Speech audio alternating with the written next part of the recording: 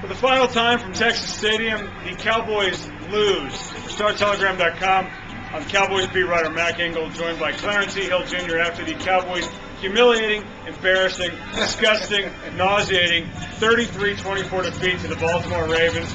Clarence, you've covered this team for a lot longer than I have. Well, have you ever seen a team go out and gag the way this team did tonight? The funny part is, early in the game, you thought, maybe they will, all the legends here and all the fans here, they will send the stadium off for one grand victory, one lasting memory to all those championship teams. But really, it was fitting that they went out like this, because this is how the Cowboys have played for the last 12 years since the last Super Bowl title.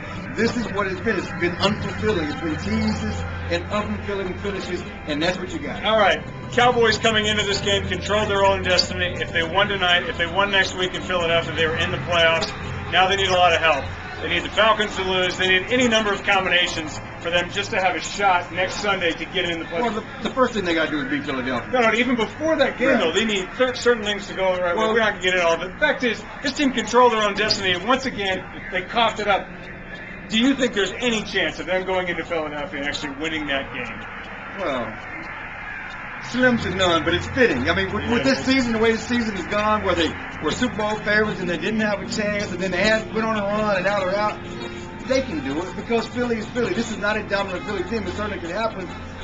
But the way they play, the way they gag late, I don't know. This is going to be tough for them to get up. But just going back to the playoff thing, the easiest way for them to get to the playoffs is for Atlanta to lose one of their final two games, and for Chicago to lose one of their final two games, for the Cowboys to win at Philly. And those things could happen.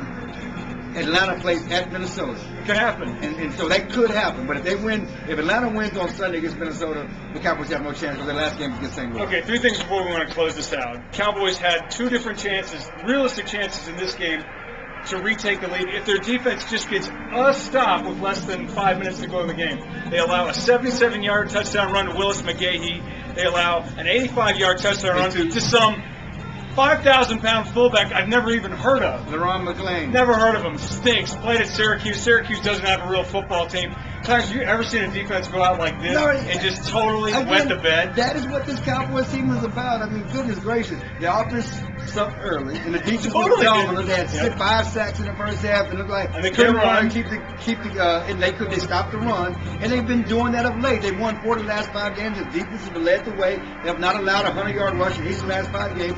And then in the fourth quarter, on 2 runs, they give up 159 yards on 2 runs on back-to-back plays, and they had 1 blitzes on, and they gagged them. And Ken Hamlin, safety. It wasn't just Ken Hamlin. There was a lot of guys, but Ken Hamlin was a safety on both plays. Got killed on both plays. Okay, two more things. Asked Tony Romo after the game, Tony, are you aware of all the expectations for this team? They were coming into the season as Super Bowl favorites. Now there's a chance they may not make the playoffs. He says, well, those are writers, media's expectations. Okay, so did the Cowboys not expect to go to the playoffs and go to the Super Bowl? They do. That's Tony's journey, his weekly, it's going to be a journey and a story. It's going to be a good story. And the bottom line, he has to be disappointed. The Cowboys have to be disappointed. This was a night of night. This was a way to show the old guys, to kind of tie the past to the present by giving them one last scenario. They failed tonight.